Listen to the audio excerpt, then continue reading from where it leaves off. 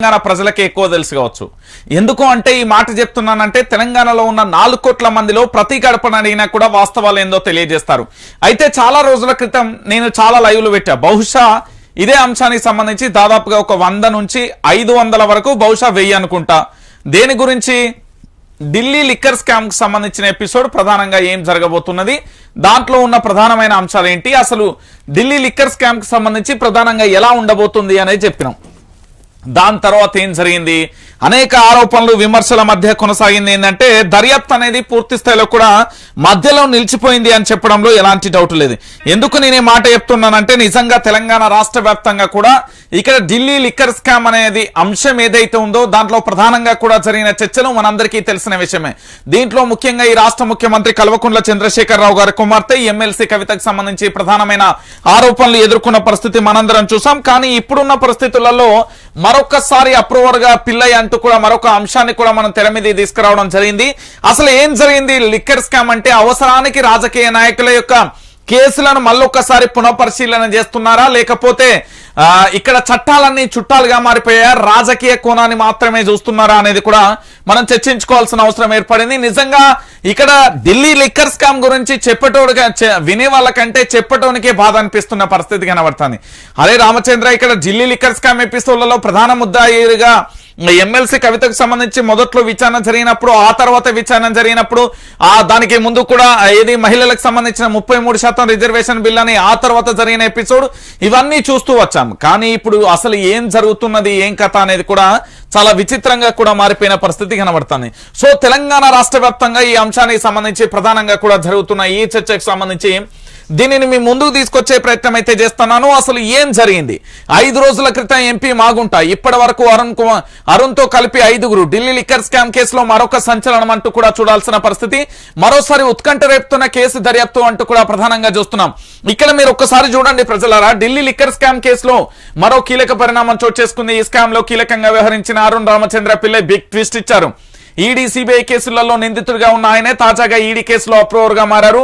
5 రోజుల క్రితమే ఈ కేసులో వైసీపీ ఎంపీ మాగుంట శ్రీనివాసరెడ్డి అప్రూవల్ గా మారగా తాజాగా రామచంద్ర పిల్లై కూడా అదే బాటలో నడవడం సంచలనంగా మారింది. ఇప్పటికే వైసీపీ ఎంపీ మాగుంట శ్రీనివాసరెడ్డి, ఆయన కుమారుడు రాఘవారెడ్డి, అరబిందో శరత్ చంద్రారెడ్డి, దినేష్ అరోరా వంటి వారు కూడా అప్రూవల్ గా మారారు. వీరిచ్చిన కీలకమైన సమాచారంతో అధికారులు కేసు దర్యాప్తును చేస్తున్నారు. అయితే అప్రూవల్ గా మారిన వారిలో సౌత్ గ్రూప్ కు చెందిన వారు ఎక్కువగా ఉండడంతో ఈ వ్యవహారం రాజకీయ వర్గాలలో ప్రకంపనలు రేపుతున్నది అనేది ప్రధానంగా కూడా చర్చనీయాంశంగా కూడా మారుతున్న పరిస్థితి కనబడుతుంది. నిజంగా ఈ కేసుకు సంబంధించి మనం కాసేపు నిజాలు మాట్లాడుకుందాం. ఎందుకంటే కేసు ఎటు టర్న్ కానుంది. ఢిల్లీ లిక్కర్ స్కామ్ కేసులో రామచంద్ర పిల్లైపై ఈడీ పలు అభియోగాలు మోపింది. సౌత్ గ్రూప్ లో కీలకంగా వ్యవహరించిన పిల్లై పాత్ర లిక్కర్ స్కామ్ లో చాలా స్పష్టంగా ఉందని గతంలో ఈడీ పేర్కొంది. రాబిన్ డిస్టిలరీస్ పేరుతో వ్యాపారం చేసిన పిల్లై ఢిల్లీ పెద్దలకు భారీ మొత్తంలో ముడుపులు చెల్లించినట్లుగా ఆరోపించారు. ఇండో స్పిరిట్ తో పాటుగా కొందరి నుంచి డబ్బులు వసూలు చేసినట్లుగా కూడా ఆరోపణలు వినిపించాయి. ఇక దానితో పాటు ఈ విషయంలో హైదరాబాద్ కేంద్రంగా పలు దఫాలుగా సోదాలు నిర్వహించిన దర్యాప్తు సంస్థలు పిల్లైకి చెందిన సంస్థలు ఇల్లు, కార్యాలయాల్లో కీలకమైన సమాచారాన్ని సేకరించాయి. తాజా పరిణామాలతో కేసు దర్యాప్తు ఎటు టర్న్ తీసుకోబోతున్నది అనేది ఉత్కంఠగా మారిన పరిస్థితి కనబడుతుంది. రైట్, ఇది ప్రధానంగా కూడా ఈ రాష్ట్ర ముఖ్యమంత్రి కల్వకుంట్ల చంద్రశేఖరరావు బీజేపీ ముంగట మోకరిల్లిన పరిస్థితికి ఒక నిలువుటద్దామని చెప్పడంలో ఎలాంటి డౌట్ లేదు. తెలంగాణ ప్రజలారా గుర్తుపెట్టుకోని, ఇది దాదాపుగా ఒక ఏడాదిగా కొనసాగుతున్న ఈ ఎపిసోడ్ కు సంబంధించి ఏం జరుగుతున్నది అనేది ఇప్పుడు మీరు చర్చనీయాంశంగా మారుతున్నారు. ఒక రాష్ట్ర ముఖ్యమంత్రి దాదాపుగా 4 కోట్ల మంది ప్రజలకు ప్రతినిధిగా వ్యవహరించే వ్యక్తి, దానికి సంబంధించి రాష్ట్ర మంత్రివర్గం, ఎమ్మెల్యేలు, ఎమ్మెల్సీలు, ప్రజాప్రతినిధులతో కూడి దాంతో పాటు న్యాయస్థానం, పోలీసు వ్యవస్థలు, వివిధ శాఖలకు సంబంధించి కూడా ఈ తెలంగాణ రాష్ట్రంలో అనేక శాఖలు కూడా ఉన్న పరిస్థితి కూడా చూసాం. కానీ ఇక్కడ ఏంది అంటే కేవలం తన కూతురును కాపాడుకోవడం కోసమే రాష్ట్ర ముఖ్యమంత్రి కల్వకుంట్ల చంద్రశేఖరరావు పూర్తి స్థాయిలో కూడా తాను అనుకున్న విధంగా కూడా వ్యవహరించిండు. కేవలం బీజేపీతో దోస్తాను దేనికోసము అంటే తన బిడ్డను కాపాడుకోవడం కోసమే అనేది ఆ తేట తెల్లం అయిపోయిన పరిస్థితి కనబడుతుంది. ఇప్పుడు బీజేపీ, బీఆర్ఎస్ రెండు ఒకటే అంటే అవును అనే సమాధానం వస్తుంది, ఎస్ అనే సమాధానమే వస్తా చాలా స్పష్టంగా కూడా వినబడుతున్న పరిస్థితి కనబడుతుంది. మరి ఈ స్కామ్ జరిగినప్పుడు ఇన్ని రోజులు చేతులకు గాజులు వేసుకున్నారా, లేకపోతే బొట్టు పిల్ల పెట్టుకున్నారా, ఏడ కూసున్నారు? ఎస్, ఒక దర్యాప్తుకు సంబంధించి ఎన్ని రోజులు జరుగుతుందా? తెలంగాణ ప్రజలు కానీ యావత్తు దేశవ్యాప్తంగా ఉన్న ప్రజలందరికీ ఎన్ని రోజులలో ఈ కేసుకు సంబంధించిన అంశం బయటపడుతుంది?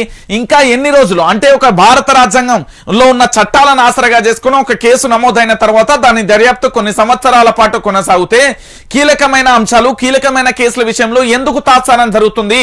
తెలంగాణలో 1,00,000 కోట్ల అవినీతి జరిగిందన్నారు, దాని గురించి సంఘటన ఏంది?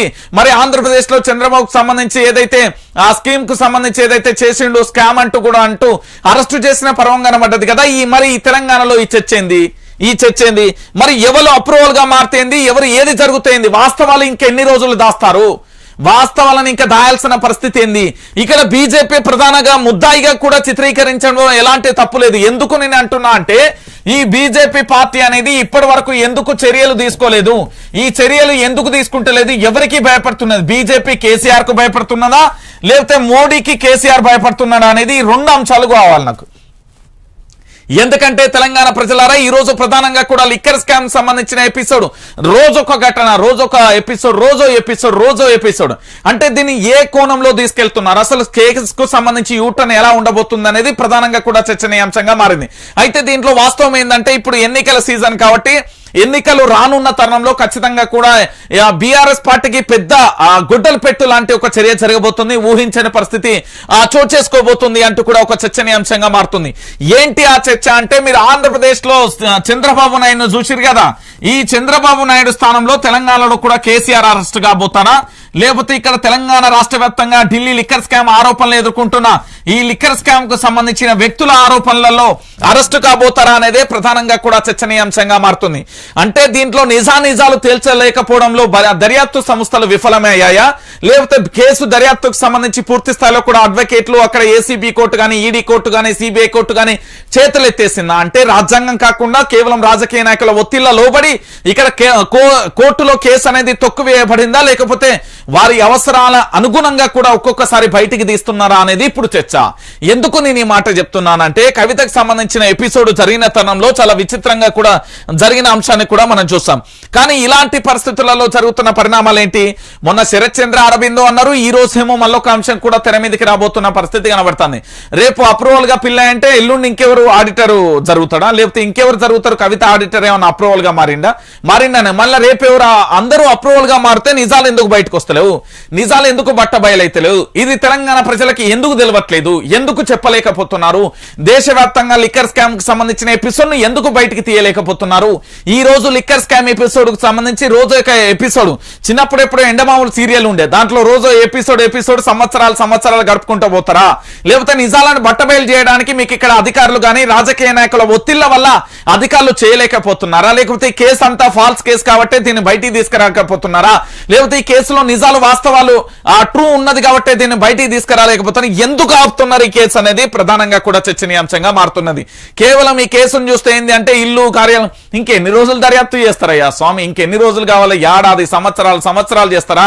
1200 అధికారులు 400 రోజు ఏంది దాదాపుగా 4 నెలల పాటు పూర్తి స్థాయిలో కూడా చేసిన పరిస్థితి కనబడింది. ఇంకెన్ని రోజులు ఈ దర్యాప్తు సంస్థలు చేస్తారు? ఇది తెలంగాణ ప్రజలు కాదు, యావత్తు దేశ ప్రజలు కూడా కోరుకుంటున్నారు. ఈ ఢిల్లీ లిక్కర్ స్కామ్ ఎపిసోడ్లలో ఆంధ్రప్రదేశ్ తెలంగాణకు సంబంధించిన ఎక్కువ వ్యక్తులే ఉన్నారు అంటే దీంట్లో బాధాకరమైన విషయం అంటే ఇంకొకటి ఏమీ లేదు. ఎందుకు నేను ఈ విషయాన్ని చెప్తున్నానంటే ఈ రోజు ఢిల్లీ లిక్కర్ స్కామ్ అనే ఒక ఎపిసోడ్ ఉన్నది, కానీ దాన్ని ఎందుకు ఈ దేశ ప్రజలకు చెప్పలేకపోతున్నారు అంటే ఇక్కడ భారతీయ జనతా పార్టీతో పాటు ఇక్కడ బీఆర్ఎస్ భారత రాష్ట్ర సమితి రెండూ కూడా ఒకటే. అందుకోసమే ఈ కేసు పూర్వపరాలను బయట పెట్టలేకపోతుంది. రోజొకరు అప్రూవల్ గా మారుతున్నారు అంటే ఇన్ని రోజులు ఏం జరిగింది అంటే సాక్ష్యాలు తారుమారైన తర్వాత అప్రూవల్ గా మారారా, లేకపోతే ఇక్కడ కేసీఆర్ ఒత్తిళ్లు చేయడం వల్లే కేసీఆర్ పూర్తి స్థాయిలో కూడా మేము లిక్కర్ స్కామ్ కి సంబంధించి మేము అనుచరులుగా ఉంటాం, ఇక మా మీద ఎలాంటి కేసులద్దు, పూర్తి స్థాయిలో కూడా కేంద్ర ప్రభుత్వానికి మేము సహకరిస్తామని చెప్పిండా, లేకపోతే కేంద్ర ప్రభుత్వానికి సంబంధించి పూర్తి స్థాయిలో కూడా ఇక్కడ రాష్ట్ర ప్రభుత్వం ఒక సహకారం కోరి మీరు మాకు మద్దతు ఇవ్వండి, మీ కేసులకు సంబంధించి మేము చూసుకుంటామని చెప్పిందా? మరి కేసుకు సంబంధించి పూర్వపరాలు ఏంది? ఎందుకోసం తెలంగాణ ప్రజలకు చెప్పట్లేదు? ఈ తెలంగాణ ప్రజలకు చెప్పపోవడానికి బలమైన కారణాలు ఏంటి? దీనికి సంబంధించిన ఈ ఎపిసోడ్ కు సంబంధించి ఎక్కడ మొదలైంది, ఎక్కడ ఎండ్ అవుతుంది, ఏంది కేసు, ఎందుకు అనేది తెలంగాణ యావత్తు దాదాపుగా 4 కోట్ల మంది ప్రజలతో పాటు తెలుగు రాష్ట్రాలకు సంబంధించిన ప్రజలందరూ కూడా ఈ కేసుకు సంబంధించిన ఎపిసోడ్ గురించి ఆలోచిస్తున్నారు. రైట్, ఎక్సలెంట్ గా చెప్దాం. ఒక అంశం ఏంటంటే సాక్ష్యాలు తారుమారైపోయి నిందితులందరూ కూడా నిర్దోషులుగా మారిపోయి కేవలం నిందితులుగా మాత్రమే పరిగణకు తీస్తున్నారు. వాళ్ళు నిందితులు కాదు, కావాలనే వాళ్ళ మీద ఆరోపణలు వచ్చిన కేసులను ట్రాక్ తప్పించే ప్రయత్నం చేస్తున్నారా? ఈ కేసుకు ఏం జరుగుతుందో పైన ఈ దేవునికన్నా తెలవాలి, లేకపోతే కిందున్న ఏంది అంటే చెప్పడానికి నాకే సిగ్గైతుంది. ఈ కేసు గురించి ఏం దర్యాప్తు, ఏం కథ, ఏడ మొదలైంది, ఏడి పోతుంది, ఈ కేసుకు సంబంధించి ఎక్కడి నుంచి ఏడ మొదలైంది, ఏం జరుగుతున్నది ఈ తెలంగాణలో?